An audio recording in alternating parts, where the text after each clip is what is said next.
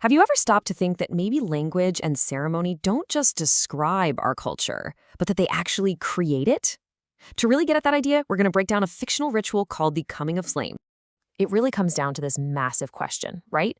How is an identity forged? Is it something you're born with or something you become? Is it all you or is it something your community gives to you? I mean, it's a question every single one of us grapples with. Well, for the culture we're diving into today, the Arreqqana, the answer is just incredibly clear and powerful. For them, identity is literally forged in a public ceremony where fire and words come together to define whom a person is. So, to really understand the Arreqqana, we have to start right at the heart of their society, with this one single core ritual.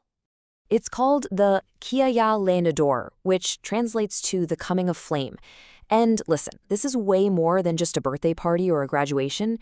It's a public rite of passage. It is the moment an individual officially becomes a full-fledged member of the community, with all the rights and, this is key, all the responsibilities that come with it. Now, this whole thing isn't a solo act. Not at all. It's this kind of sacred triangle of roles. You've got the elder, who's the guide. You've got the initiate, who is, of course, at the center of it all. And then, just as important, you have the entire community, who are there to witness and to affirm everything that's happening. Everybody has a crucial part to play. The whole ceremony, its entire structure, is built on this really powerful, interactive idea, a sacred call and response. It has this really clear, almost poetic flow to it, what we're calling the ritual spine. It kicks off with an opening call from the elder, then they call upon their creator. Then you get to the big moment, the naming.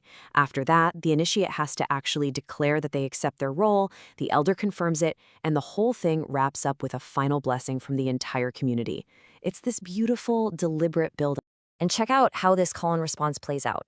The elder makes a statement of fact. The individual arrives. The spirit awakens. But the community doesn't just parrot it back. No, they answer with a metaphor. They say, the flame is here, the fire lives. Right from the jump, they're connecting that person's spirit to a living, breathing flame. Then you get to the absolute heart of the ceremony. The elder gives the name and declares, essence is here.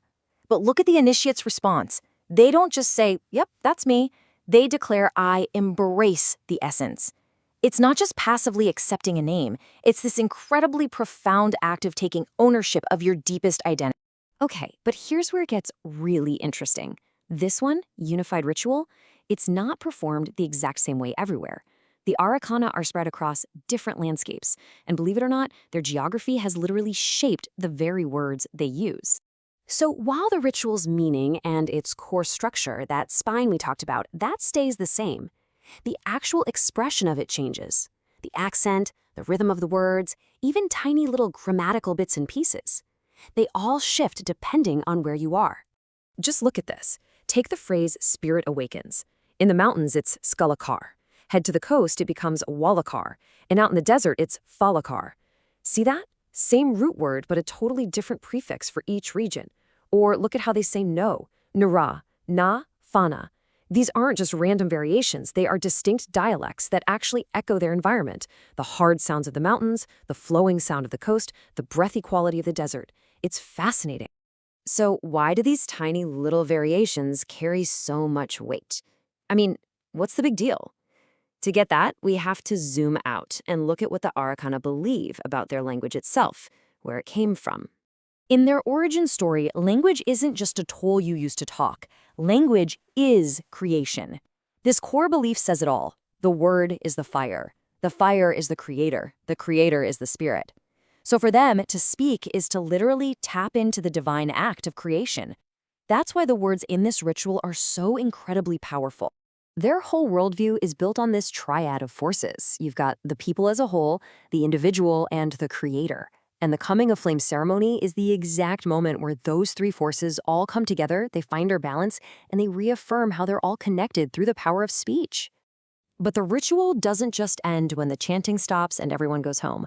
There's one final, absolutely critical step that takes it from a spoken moment and makes it permanent. And that's the life book. It's this sacred book where the initiate's new identity, their deeds, their very essence are written down right after the ceremony is over. This act of writing it down is what transforms that fleeting, spoken moment into a permanent, undeniable record. And what's wild is what actually gets recorded. It's not just one name, it's two. First, there's the Namar, which is your public, everyday name. But then there's the Gitira. That's your deep name, and it represents your true, unchanging core, your spiritual essence. The entry doesn't just list your names either. It defines your character. I mean, check out this line from an entry for someone nicknamed Jaru. It says he speaks the truth and embraces the essence. So the lifebook makes it official, not just what people call you, but who you are and what you truly stand for. And there you have it. The whole journey is complete. It starts with a spoken, public, communal chant that forges an identity right there in the moment. And it ends with that brand new identity being written down, inscribed into a permanent, personal record, making sure it lasts forever. Which brings us right back to that first question, doesn't it? It kind of makes you wonder, beyond your name, beyond your job title, what's your essence? If your life had a lifebook, what's the one line that would be written in it to define you?